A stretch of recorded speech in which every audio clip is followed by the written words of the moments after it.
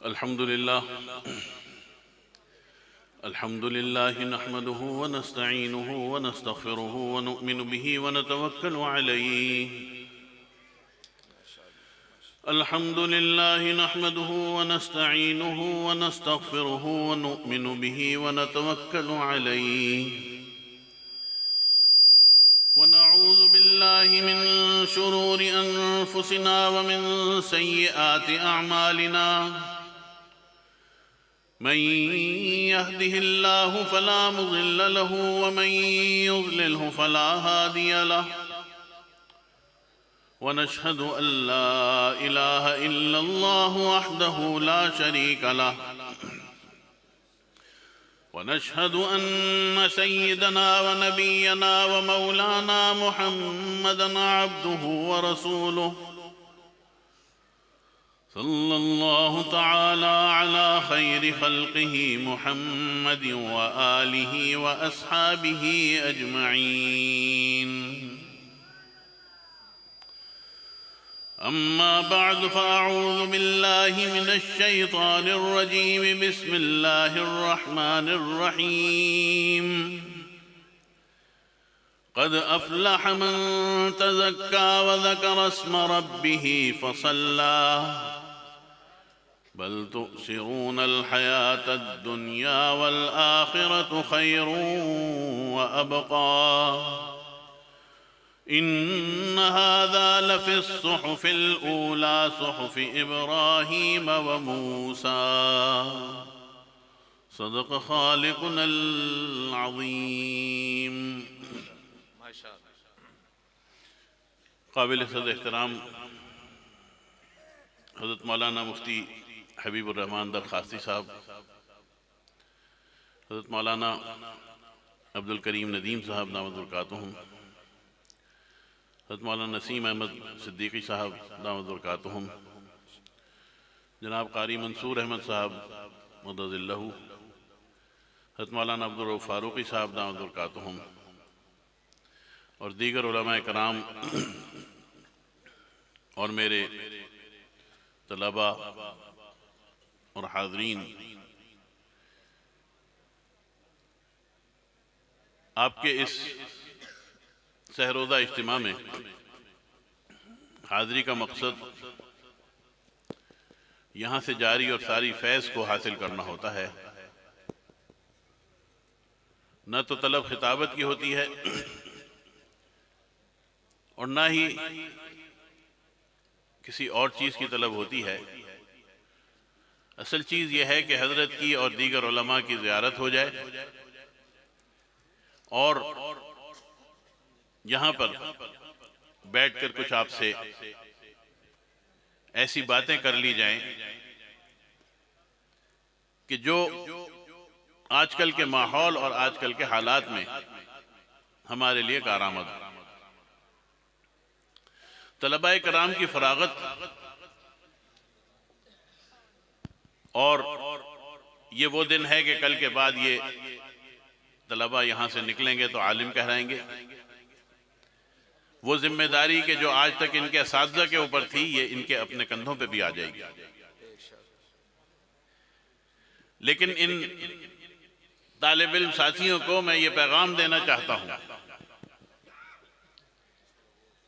कि क्या हम और आप ये समझते हैं, मैं अपने आप को भी बतौर तालिब इल्म साथ शामिल करता हूँ, क्या हम ये समझते हैं कि वो जिम्मेदारी जो हमारे सर के ऊपर, हमारे कंधों के ऊपर हमारे असातिज़ा ने रखी है, क्या हम उसको निभाने के लिए पूरी तरह तैयार हैं? मैंने आपके सामने कुरान करीम की कुछ आयात तिलावत की। अल्लाह ताला फरमाता है क़द अफ़लह मन तज़क्का। रसूल करीम सल्लल्लाहु अलैहि वसल्लम की जो नबूवत की जिम्मेदारियां हैं,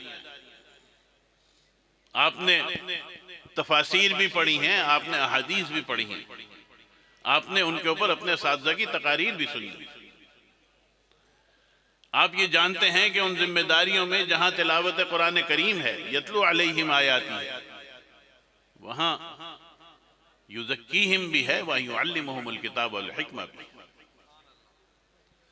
अल्लाह ताला ने आपको तिलावत की भी तौफीक दी, अल्लाह ताला ने आपको हिकमत की तालीम की भी तौफीक दी, लेकिन ये ना समझें कि यहां से निकल के बस अब हम तैयार हो गए हैं। नहीं, अब अपने उस इल्म को जो मालूम है, ये इल्म ये इस वक्त किस हैसियत में है ये आपको मालूम है, आपने सीखा है। उलमा ने लिखा है कि अब इस मालूम को मशहूद बनाना है। ये मालूम मशहूद कैसे बनेगा कि जब आप जाके किसी अल्लाह वाले की सोहबत में अपना तज़किया कराएं।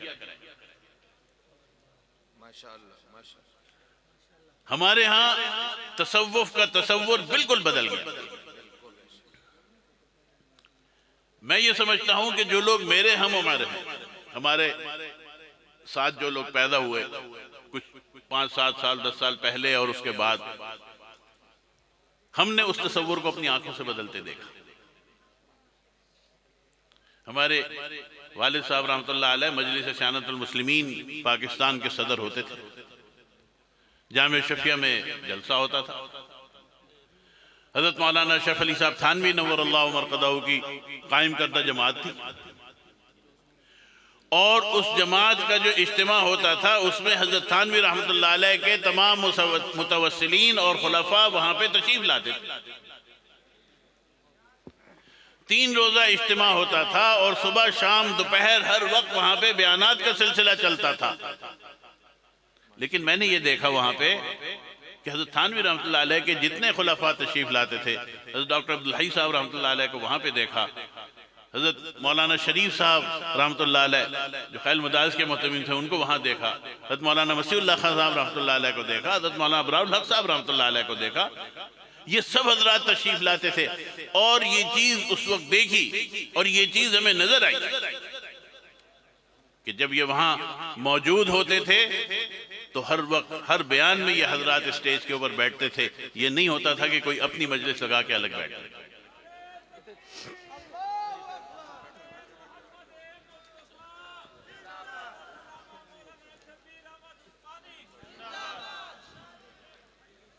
हज़रत मौलाना शब्बीर अहमद उस्मानी साहब दामद फैसलाबाद से तशरीफ ले आए।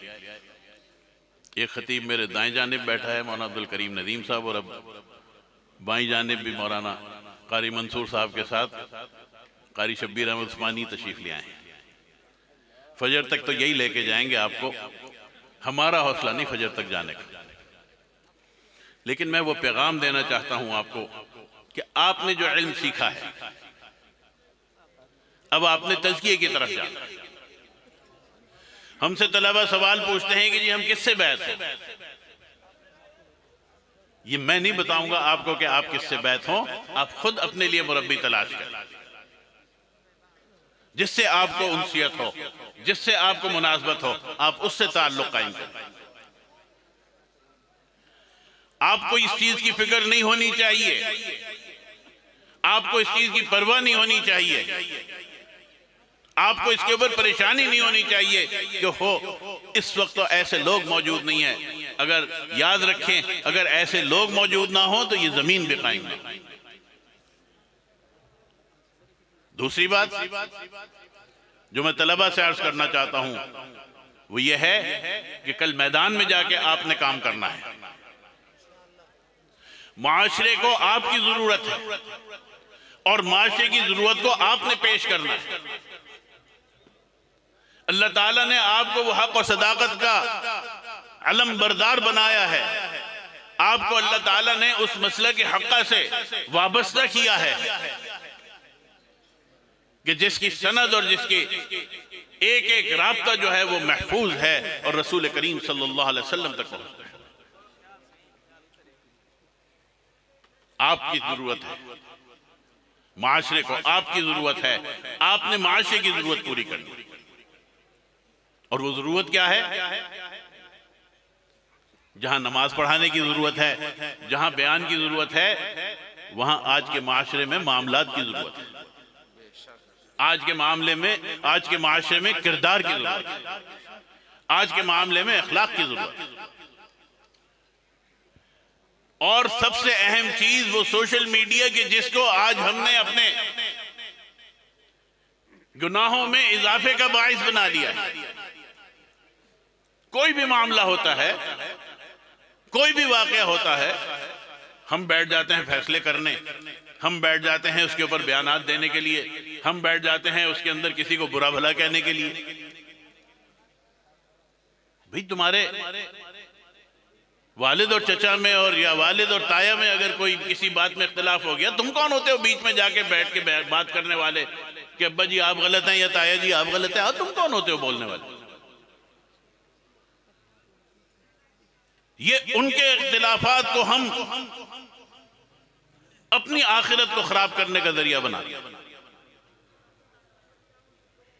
मेरे वालिद साहब रहमतुल्लाह अलैह ने एक तवील अरसा गुजारा है हज़रत मौलाना रशीद साहब थानवी रहमतुल्लाह अलैह की खिदमत में। 16 साल गुजारे। फरमान लगे, एक दिन तशरीफ लाए खानकाह में सुबह तहज्जुद के वक्त, आके देखा तो वो जो खानका के बाहर जो दरवाजा था उसके बाहर डेवड़ी से कोई टेक लगाए हुए बैठा हुआ। कहते हैं हमने जो देखा गौर से तो हज़रत मौलाना हुसैन अहमद साहब मदनी रहमतुल्लाह अलैह वो तशरीफ फरमा थे। हजरत के आने की आहट हुई, उन्होंने आंख खोली, देखा खड़े हुए मिले। हजरत ने फरमाया कि आप यहाँ क्यों बैठे? फरमाने लगे कि मुझे आपके उसूल और ज़ाब्तों का पता था, मुझे पता था कि ये खानका का दरवाजा बंद हो जाए तो फिर किसी के लिए नहीं खुलता, तो मैं इंतजार में था कि आप आके खुलवाएंगे, खुलेगा तो मैं अंदर चला जाऊंगा। तो आप क्या फरमा? हजरत को लेके अंदर गए, अपने मामूलात उन्होंने भी पूरे किए, वो किया। नमाज का वक्त आया, नमाज पढ़ाई। और वालिद साहब फरमाते हैं कि वो दौर था कि जब हजरत ने पाकिस्तान की तहरीक पाकिस्तान और मुस्लिम लीग की हिमायत में उन्होंने फतवा दे दिया था और आपस में एक इख्तिलाफ की सूरत चल रही थी। कहा नमाज का वक्त आया, हज़रत थानवी रहमतुल्लाह अलैह ने फरमाया कि हज़रत आप नमाज पढ़ाएंगे। उसने कहा नहीं मैं तो, उसने कहा नहीं आप पढ़ाएंगे। हज़रत से नमाज पढ़वाई और हज़रत से नमाज पढ़ाने के बाद जब फारिग हुए तो कहा कि हज़रत ये लोग यहाँ मौजूद हैं, आप इनसे कुछ बयान भी कर दीजिए। बयान भी हो गया।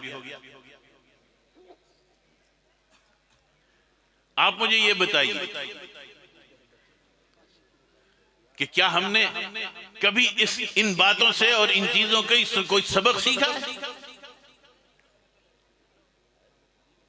आज हर वो शख्स कि जो बड़ों के इख्तिलाफ के अंदर अपनी जुबान को खोलता है, अपनी जुबान को गंदा करता है, याद रखें वो सिवाय अपनी आखिरत खराब करने का और कुछ नहीं करता। हो सकता है अल्लाह ताला बड़ों के इख्तिलाफ से कोई आपके लिए खैर निकाल रहा, कोई आपके लिए बेहतरी की सूरत निकाल रहा। मैं और आप बराबर के जिम्मेदार हैं।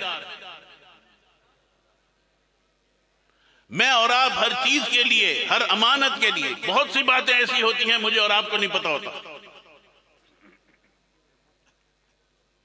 मदारिस की रजिस्ट्रेशन के हवाले से जो बात चली, आपको क्या पता क्या मामला था?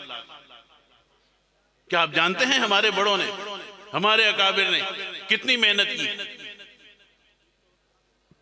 एक नहीं, दो नहीं, 10 साल 12 साल की मेहनत की है। तब कहीं जाके कोई बात तय होती है, तब कहीं जाके कोई मुआहदा वजूद में आता है, तब कहीं जाके कोई मामलात किसके सामने आते हैं। मुझे और आपको क्या पता? हम तो शुरू हो जाते हैं बस ये है, यूं है, यूं है, यूं है। मेरे दोस्तों बुजुर्गों, याद रखना, अपने मकाम को समझना, अपनी हैसियत को समझना। मदारिस के ऊपर ना कोई कब्जा कर सकता है, ना हुआ है, ना हो सकता है। हजरत मुफ्ती हबीबुर रहमान साहब दरखास्ती और हमारे अकाबिरीन की पूरी जमात मौजूद है, कोई कब्जा नहीं कर सकता। लेकिन हम कहते हैं नहीं जी हो जाएगा। हम कौन होते हैं? हमें तो सोचना चाहिए, हमें तो एतमाद होना चाहिए अपने बड़ों के ऊपर, हमें तो आगे बढ़ के उनके साथ मदद करनी चाहिए, ना कि हम और एक माहौल ऐसा बना। मैं और आप तो इस मामले में कुछ देखते भी हैं, मैं और आप तो इस मामले को कुछ देखते भी हैं, लेकिन आम आदमी तो नहीं देखता। हमेशा ऐसा होता है, मैंने बड़े बड़े खानदानों के इख्तिलाफात में ऐसा देखा है कि आपस के इख्तिलाफ हैं, कमरे के अंदर होते हैं, शादी का मौका है, पूरे का पूरा खानदान एक जगह बैठा हुआ है। हमारा सोशल मीडिया हमारी आखिरत के लिए हमें हमसे वो सवाल पूछेगा। मेरे दोस्तों बुजुर्गों, मेरे वो तालिब इल्म साथियों, अपने अंदर बर्दाश्त पैदा करो, बात सुनने का हौसला पैदा करो। कोई बात सुनो तो कम से कम उसकी तस्दीक तो कर लो। मदीना मुनव्वरा के इमाम शेख हुज़ैफी को कितनी दफे उनके बारे में कहा कि जी उनका इंतकाल हो गया, और हमने ठका ठक लगाना शुरू कर दिया। कितनी दफे ये हुआ, कितने मामलात ऐसे हैं, किसी ने कोई पुरानी चीज उठा के डाल दी, हम बस चल पड़े उसे लेके फौरन, ये नहीं, ये यूं है, ये यूं है।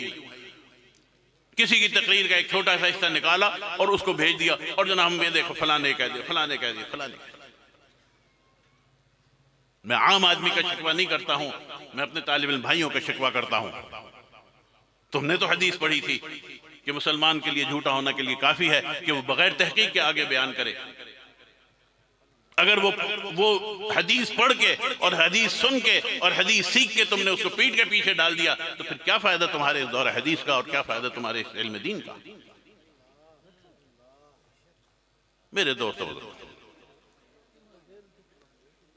मेरे तालिब इल्म साथी, खुदा के लिए अपने अंदर बर्दाश्त पैदा करो, अपने अंदर बर्दाश्त पैदा करो, इस चीज की हौसला पैदा करो। वो मुझे वाकया याद आ गया हज़रत थानवी रहमतुल्लाह अलैह का, एक और मौलाना जलील अहमद साहब शरवानी रहमतुल्लाह अलैह, जामे शफिया में जो हजरात जानते हैं, जाते रहे हैं, मौलाना वकील अहमद शरवानी साहब के वालिद थे, और मौलाना जलील अहमद शरवानी हज़रत थानवी रहमतुल्लाह अलैह के उन खुलफा में से थे कि जिनको बहुत कम उम्री में खिलाफत मिली थी, गालिबन 20 साल की उम्र थी, 21 साल की उम्र थी कि उन्हें खिलाफत मिली। और हज़रत थानवी रहमतुल्लाह अलैह के इतने वो लाडले थे,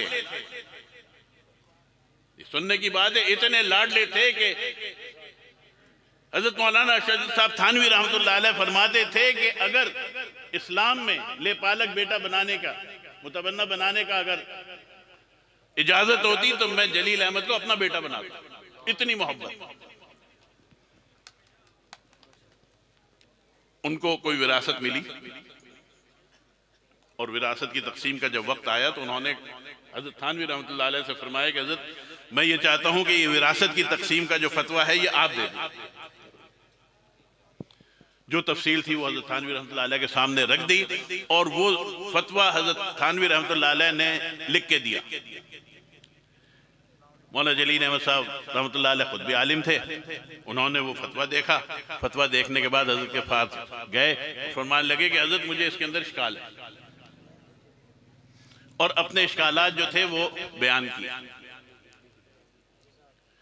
हज़रत ने कहा कि अच्छा, मैंने इन इश्कालात को नोट कर लिया, आप मुझे मेरे पास छोड़ जाएं, मैं इस फतवे को दोबारा देखता हूं।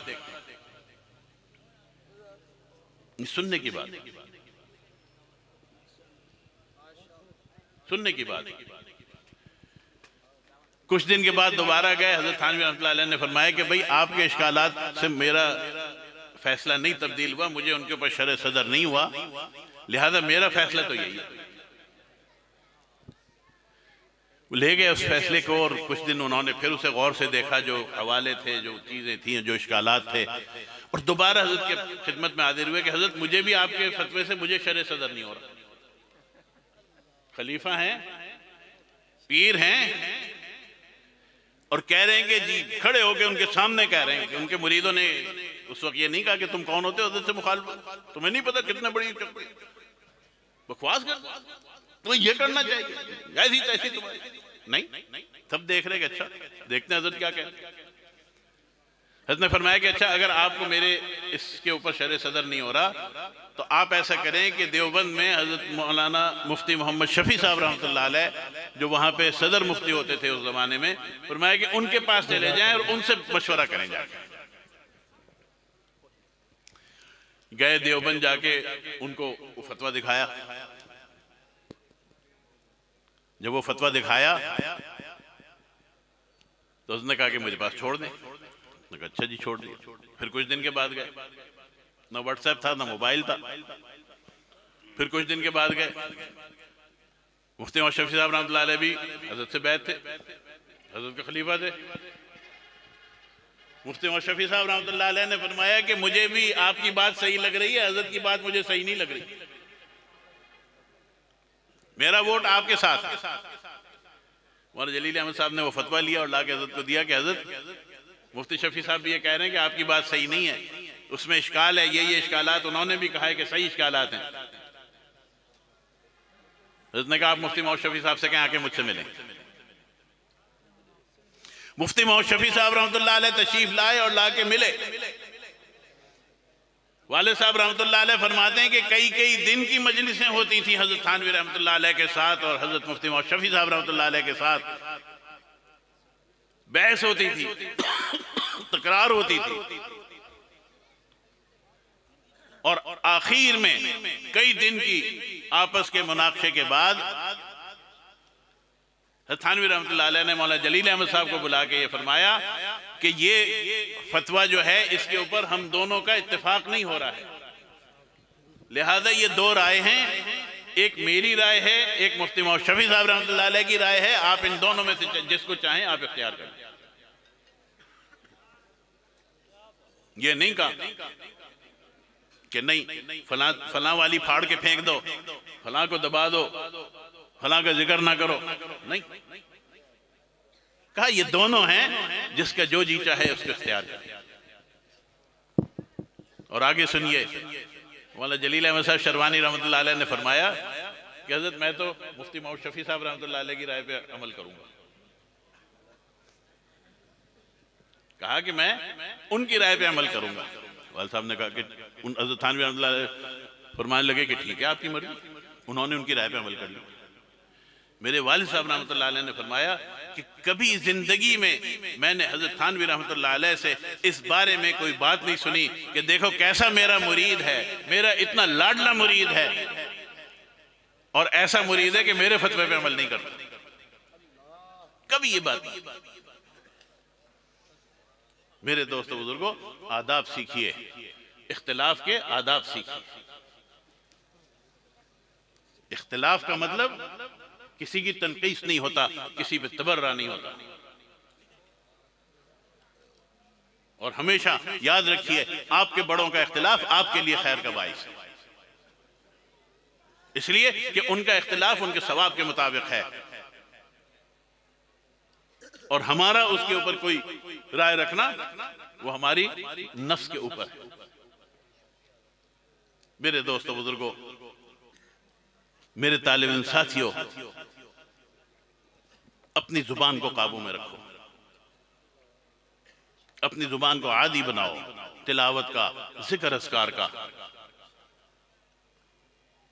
थानवी रहमतुल्लाह अलैह ने मुनाजात मकबूल लिखी है। थानवी रहमतुल्लाह अलैह की किताब नशुत्तीब है, उसको पढ़ना चाहिए, उसको देखा करो। रसूल करीम सल्लल्लाहु अलैहि वसल्लम की सुन्नतों को जिंदा करो। मुझे अफसोस होता है आज के आलिम को देखता हूं, मदरसे से निकलता है अपने सर से टोपी उठा के जेब में डाल लेता है। क्यों डाल लेता है? और हजरत मुफ्ती साहब तशरीफ ले गए, मौलाना अब्दुल करीम नदीम साहब,